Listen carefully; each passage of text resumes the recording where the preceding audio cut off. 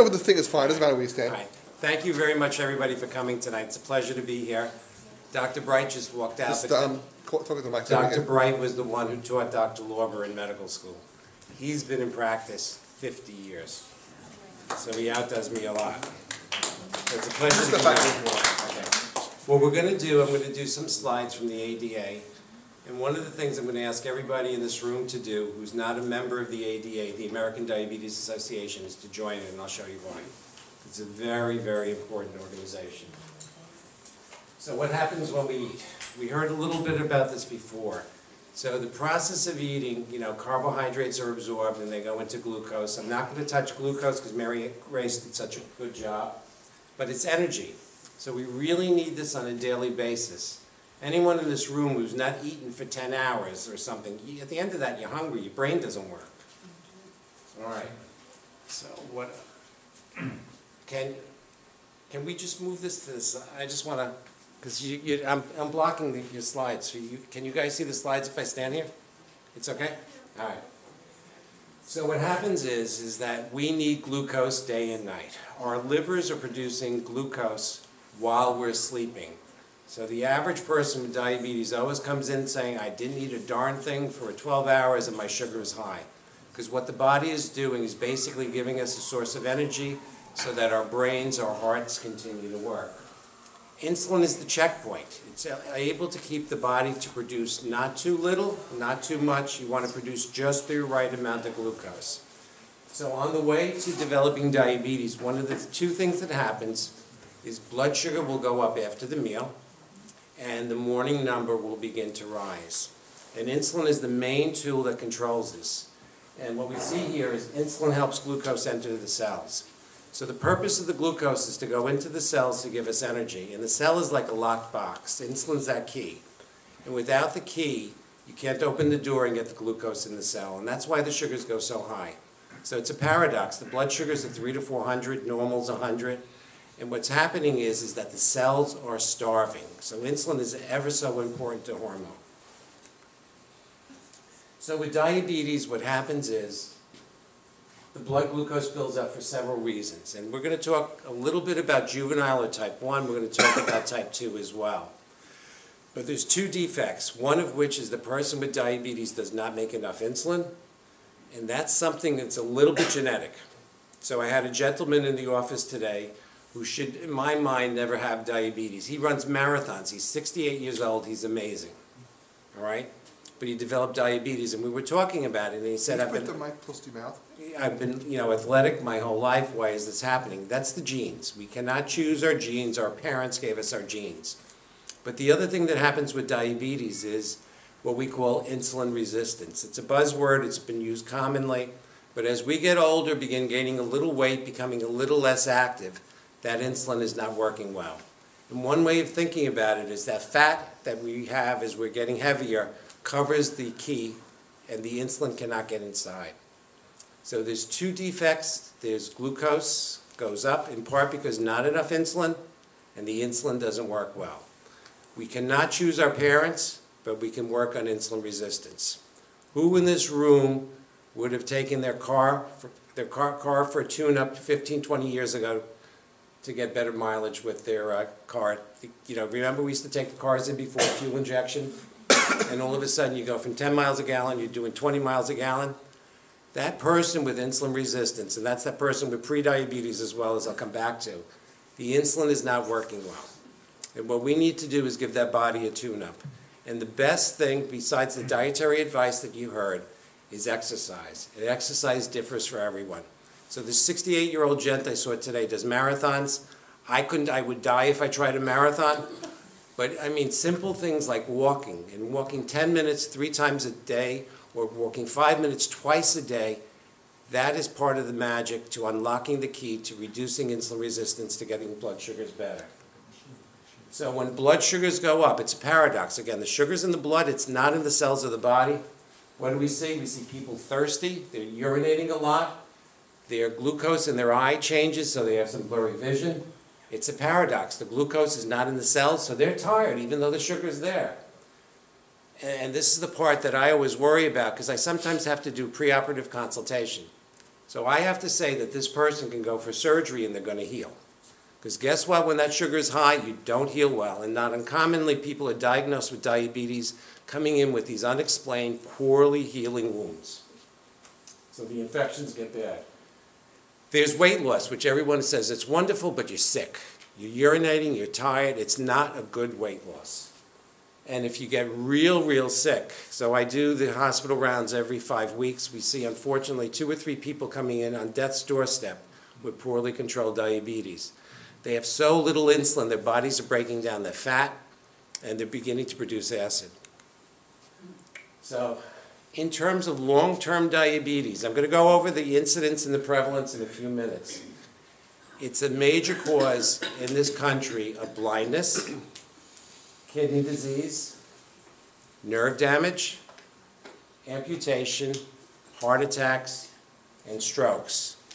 So I've been in practice 31 years, and I've had patients run out of the office because I'm now crazy. Why am I crazy? I want to prevent this. So when people come in with type 1 or type 2 diabetes, once a year, my patients now, I'll ask, make sure you get to the eye doctor. Blindness is preventable. Kidney disease, you keep the blood pressure down, you work on the cholesterol. A lot of that is very preventable, we know. We will start people on blood pressure medicines who have normal blood pressure to protect their kidneys. They look at me like I'm crazy, but I say do it or get out the door. Because I'm at the stage in life, if you don't want to listen to me, you leave. Because I know what's good for you. Because people say medicines are bad. Dying is bad. All right? I've worked with Dr. Lorber too long. We want our patients to stay healthy. Many of these medicines are now generic in contrast to 15 years ago. So we will now give blood pressure pills to protect the kidneys. Nerve damage. That's the bugaboo. That's the holy grail. That's people will develop nerve damage even when they have prediabetes. So we know how to mitigate it, how to slow the progression by keeping the blood sugars down. The holy grail is we need to basically prevent and reverse it. We need to get the nerves to work well, and we still don't know how to do it. Yes? Somebody with a dark Toyota HNC 9554, you're blocking a driveway. Toyota HNC 9554, please move your car. Thank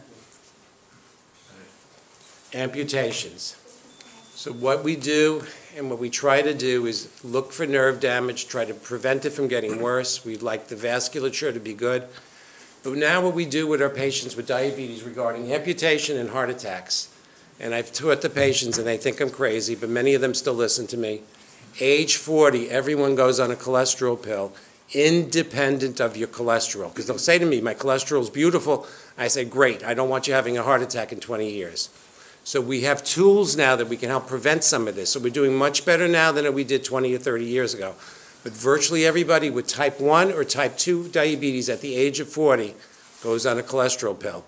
And some of my younger patients, I start painting it, early. You're 35, guess what you're doing in 5 years? You're 39, guess what we're doing next year? Independent of cholesterol. And strokes, it's the same concept. By controlling cholesterol, controlling blood pressure, we're not going to reduce it to 0. But we have so few strokes compared to like 30 years ago when I started. We're doing much better.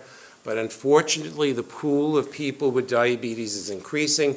So maybe if we're looking at something much less frequent but much more common in terms of the number of people with diabetes, the numbers aren't going down as much as we want. So type 1 diabetes. So 31 years ago when I started, we called it juvenile diabetes. That's generally in young children. But I took care of a former chairman of in Montefiore who developed it in his 70s, and he was the most difficult patient I ever had. Because when you deal with a professor, they grill you like crazy. All right, but it occurs at any age. Typically, these are children. Type 2, when I came to Queens, we would say age 40 and above is type 2. We're now seeing type 2 diabetes in children. You got to be 18 to walk in the door in my practice because I would kill a 15-year-old. You're not allowed to kill your patients because the 18-year-olds behave a little bit better. But we're seeing type 2 diabetes in kids. It's terrible. Because when I see an individual, I'm in my 60s, at 60 I say I want to keep them alive another 30 years, I have 30 years. When you see that person at age 18, you do the math to get them to 90. It's real hard. So again, we need to work on prevention. So in type 2 diabetes, as I mentioned already, there's two defects. Your body makes less insulin. And most people with type 2 diabetes, I'm going to use the word fortunate enough to live. If you live long enough, you're going to take shots, you're going to take insulin, because your ability to make insulin is gone. You'll look, even though you're type 2, you look like you're type 1. And that insulin resistance, we have some nice drugs that work on insulin resistance, but the best way of treating insulin resistance is a pair of sneakers.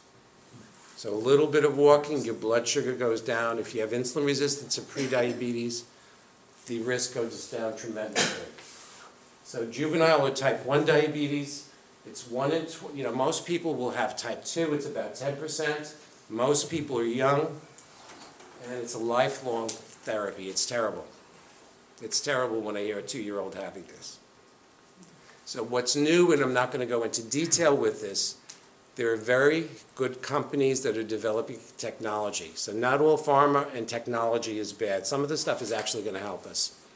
So one of the companies is making now an insulin pump, which essentially is going to be able to sense the blood sugar, not let it go too low, and basically give insulin between meals. You still have to do the mealtime, but these are amazing innovations. That the typical parent with a child with type 1 who's 2 years old never sleeps. Now they can slap a sensor on the kid, and the sensor will wake the parents up. If they're on a pump, even at the age of 2, the pump will turn itself off.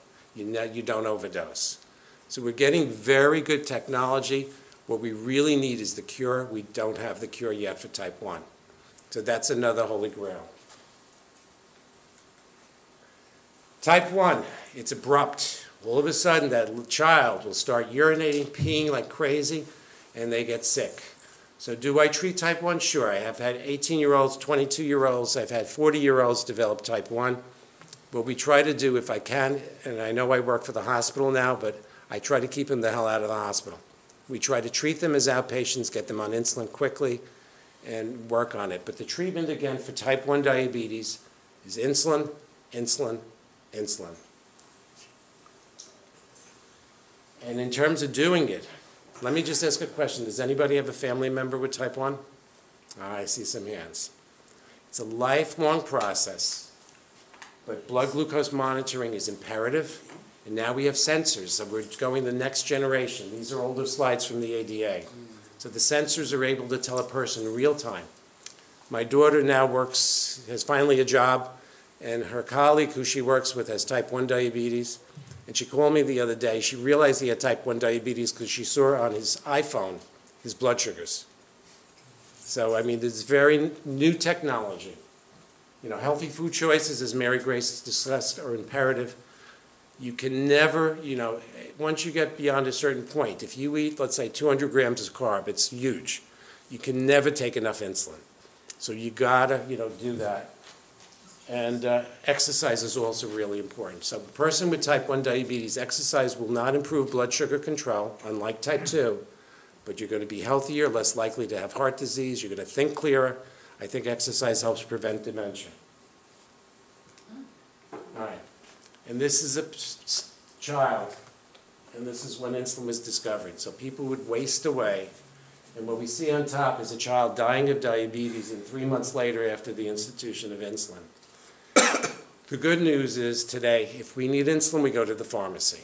Granted, we don't know what brand you're going to get because the HMO set that up, but insulin is easily available. When insulin first came out, you had to go all the way to Toronto and beg for insulin. It's easily available. It's a life-saving drug. Type 2. So most people, about 90% with diabetes, will have type 2. They're usually over 40, but as I said, we're seeing it in kids. And it's more likely in people who are overweight. But I just told you today of a gentleman who was never obese in his life, who ran marathons. So some people get it, even though they're not overweight. Can you just define overweight? I'm sorry? Can you just define overweight? I'm going to use Dr. Harold Lebowitz's definition. Overweight is when you look down and you can't see your belt buckle. Yes. All right? Dr. Lebowitz was the chief for many years at Downstate and Duke. People who are non-Caucasian, I'm going to go over statistics, and people with a family history. We all have family histories of type 2. We're keeping our patients alive longer. So, 30 years ago, people came in, no family history, but their parents died in their 60s. Their parents are living to their 80s. So family history is fairly common. Symptoms. Many times, and we're going to come back to screening because I think that's imperative, but fulminantly, when people haven't seen a physician for a while, some people lose their health insurance. I see this all the time. Some people work like crazy. I recently took care of a woman who was very diligent, worked 6 days a week in her job, didn't go to a physician, so sometimes it hits. So people with symptoms of type 2 will present when they're not under regular medical therapy because we have screening tools. Thirst, urination, tired, blurred vision, more infections. Just like I spoke about with type 1 diabetes. These are the symptoms. They may be mistaken, increased thirst. I ate too much salt, but you're not getting, you're getting up 5 times a night. Increased urination because I'm drinking too much on my prostate. Feeling tired, I'm not getting enough sleep. We can come up with all the excuses in the world. Blurred vision. I still remember when I trained at Montefiore and when my mentor, who Dr. Bright, no, it was Marty Sirks, all of a sudden his arm started getting too short. All right, so our vision will change. But, it does change with diabetes when your blood sugars hit 500. And again, unfortunately, more infrequent infections. So there's a method to the madness. And 1 in 4 people don't know it. That's the sad part. I'm going to show you statistics in a moment. So the therapy includes education, education, education. Part of that is what you got a glimpse of. And the diet has to be individualized. So we live in Queens, people. We have the highest ethnic diversity in the world, probably, I would say.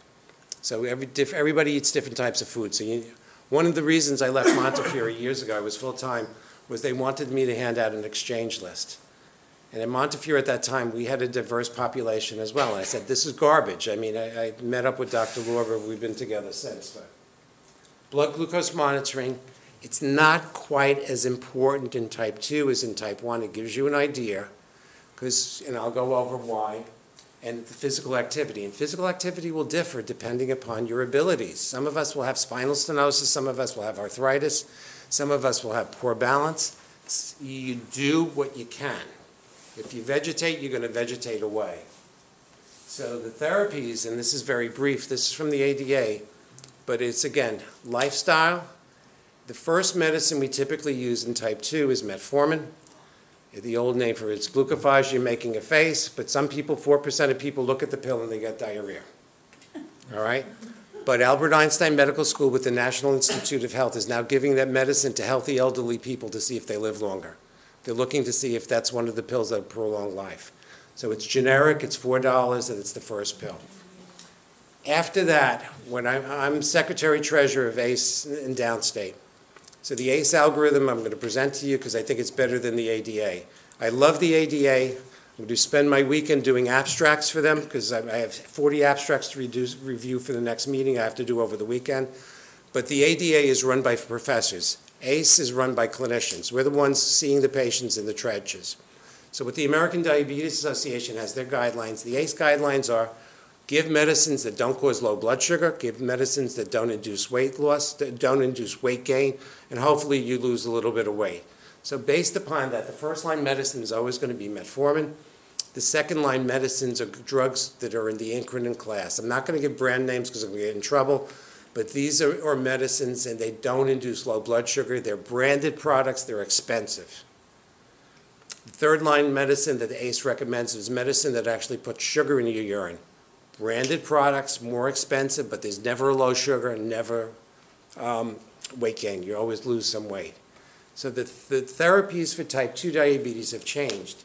When I first started back 31 years ago, we only had sulfonylureas. We still use them. I'll give you the names. They're generic: lamipramide, glipizide, and gliburide. And those are dirt cheap. They make insulin, but they have low blood sugars. And in actuality, I do use them, but they're not preferred because they accelerate the loss of insulin. So at the time you say diabetes, and I'll show you the statistic, it's every, I think it's 17 or 19 seconds. 50% of the cells that make insulin are dead at that point. So what a person with diabetes needs to do is prolong the ability of their body to make insulin. That includes diet, that includes exercise, and those include medicines that don't burn out the pancreas. So metformin is always the first-line drug. So those are the drugs. As diabetes progresses, yes, I will use medicines called sulfonylureas, which can cause a low. At that point, the person has to start testing. So what we don't want to do is hurt people with low blood sugar. So sometimes if people do real well, they're on one medicine or two medicines, I try to be realistic. They don't want to test their blood sugar. I say, good, as long as you stay doing well based upon the hemoglobin A1C. Hemoglobin A1C is a measurement of 3 months of blood sugar. We draw it any time of day, and it equates to an average blood sugar. So the American Diabetes Association wants a hemoglobin A1C for most people under 7. That equates to an average blood sugar somewhere about 160. So if people can take 1 or 2 pills, the pills don't cause low sugar, they can do well.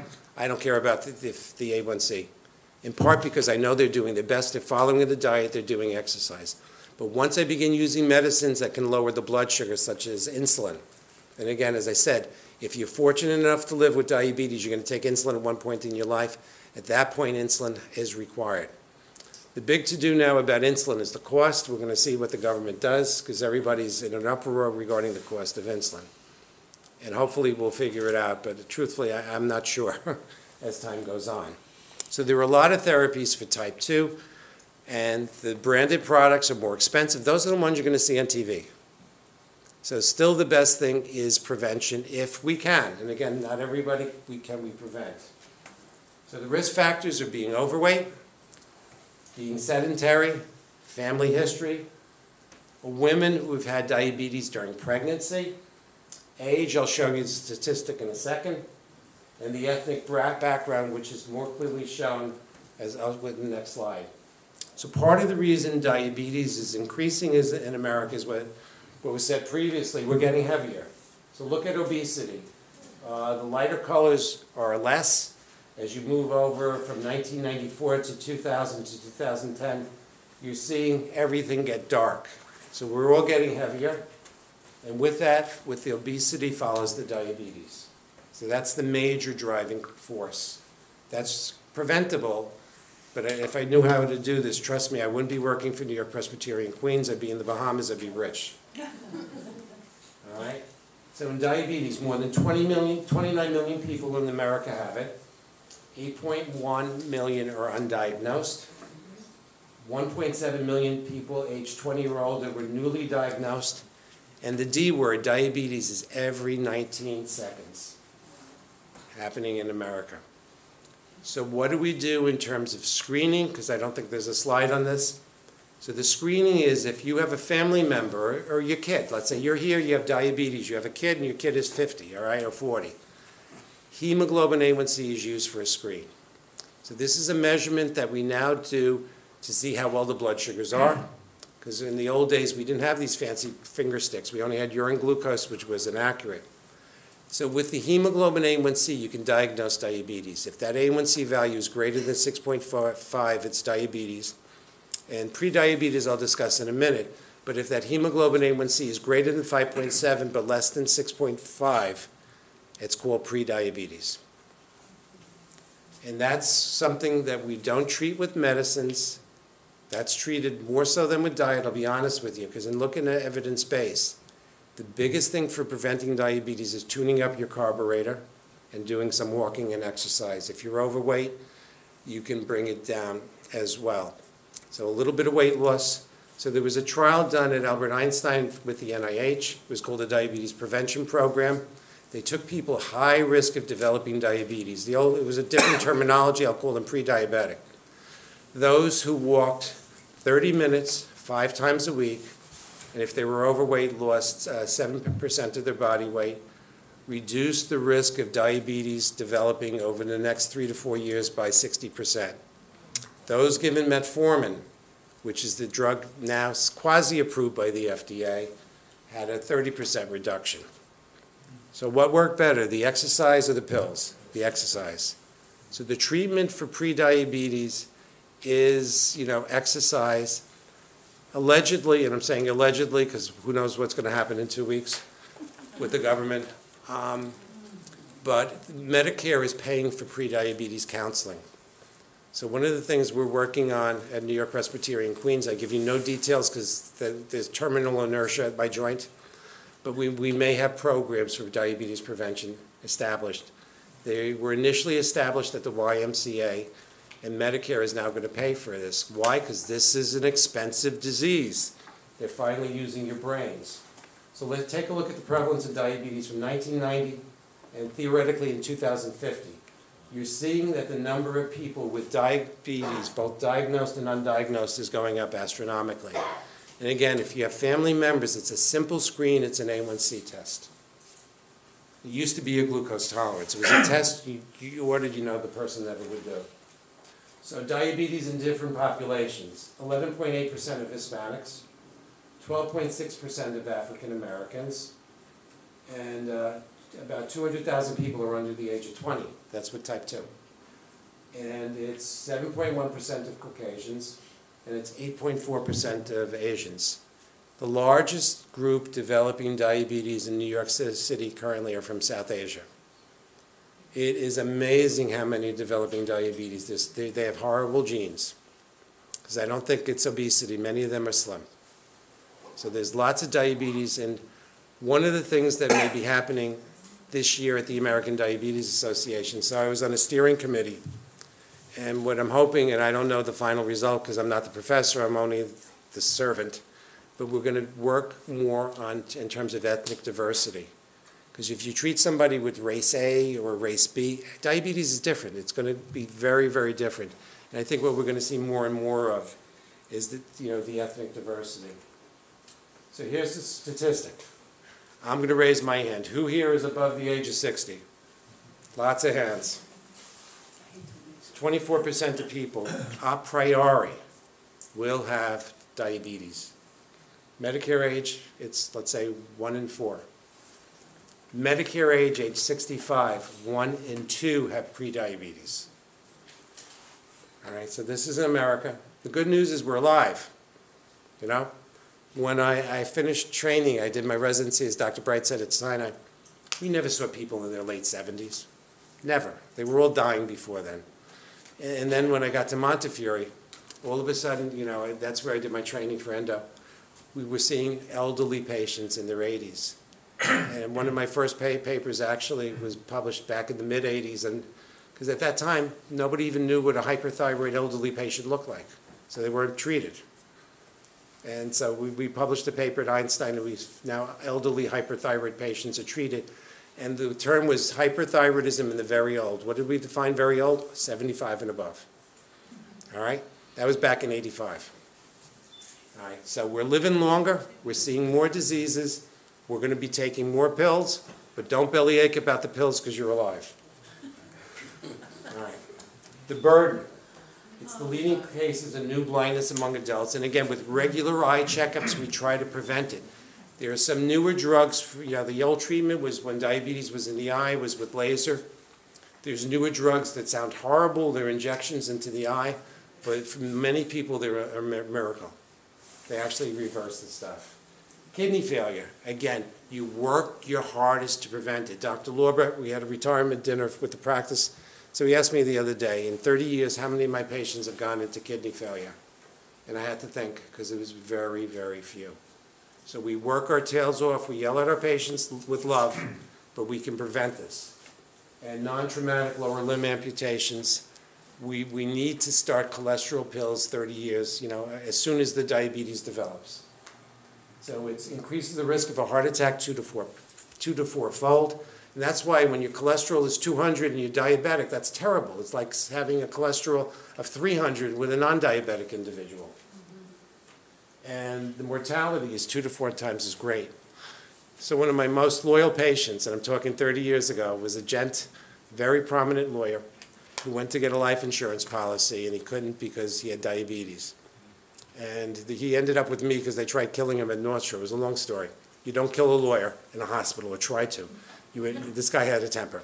So I gave him the spiel. He lost weight, and the diabetes went away. So diabetes, sometimes if you're overweight and new onset, you can go away. He got himself that life insurance policy. He got a big one, so he was very happy. Unfortunately, after then, he slipped up, he gained the weight, and developed diabetes again, but he had his life insurance. The number for diabetes in terms of cost is astronomical. That's why the government is now going to pay for diabetes prevention. Finally, they're doing something that makes sense. And 1 in 5 healthcare dollars is spent caring for someone with diabetes, and 1 in $10 is attributable to diabetes, expensive diseases. So pre-diabetes, that's what we were discussing. So the global statistic overall is that 1 in 3 people in this room has pre-diabetes. So that's based with screening, it's an A1C at 5.7 to 6.4. Blood glucoses are higher, but not yet diabetes, so there can be some nerve damage at pre-diabetes. I've seen that. However, the treatment is exercise, exercise, exercise, and then diet. So I'm going to disagree with Mary Grace, because in evidence-based with 4 studies, it's mostly the exercise, the tune-up of the carburetor that works. And again, this is a silent but deadly disease. You don't know it, that's why screening is important. This is not what you want to do to prevent prediabetes. Right. So is there any good news? Yes, we can reduce diabetes. And yes, we can reduce the chances. Diet monitoring, blood pressure. So with diabetes, we call them the ABCs. A1C, B is blood pressure. And they equivocate about what the blood pressure number is. I have my own choice, though. And C is cholesterol. And cholesterol is now different. It's everyone goes on cholesterol pills. And again, regular visits are important. And it's hard sometimes. So I have patients, some of my patients, 20, 30 years.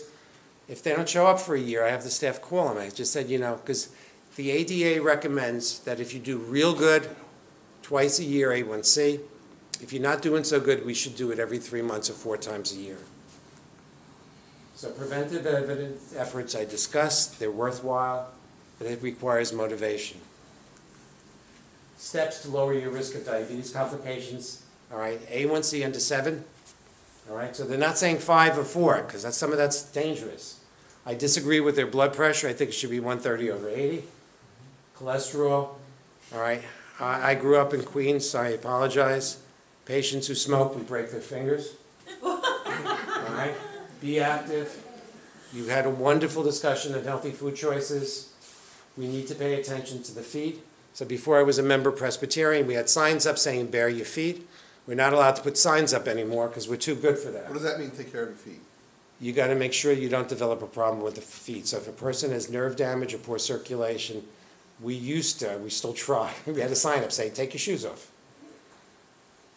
It's a simple observation. Prevents a lot of trouble. All right, so research. The reason that everyone in this room who has diabetes or you have a family member, encourage them to become a member, is research. 30 million in grants, and over the years, 700 million. So I'm going to be reviewing some of the abstracts for them. It's a wonderful organization. Dr. Lorber spoke to you guys a few years ago. He's involved in advocacy. If you get discriminated with diabetes and you're a member of the ADA, they'll do it for free. It's well worth the investment. So we've had policemen who couldn't be policemen, firemen. You know, we're working on things. This is a disease that there's a lot of discrimination. And there's a lot of information online. There's information what to eat and things like that. The scientific sessions this year are in San Diego. And advocacy, as I mentioned. So it's a really important organization. Think about it if you're not a member. My charge to be a member is going to be much more than yours. But it fights discrimination. You know, children with diabetes weren't allowed to have their blood sugars tested in school. So there's a lot of stuff that goes on. So it's really, really important. All right, and this is the information, you know, in terms of joining the ADA. So if you were to go online, it's www.diabetes.org. Okay? It's not expensive, and I think it's well worth your money. With that, I'd like to thank you at this late hour for the attention.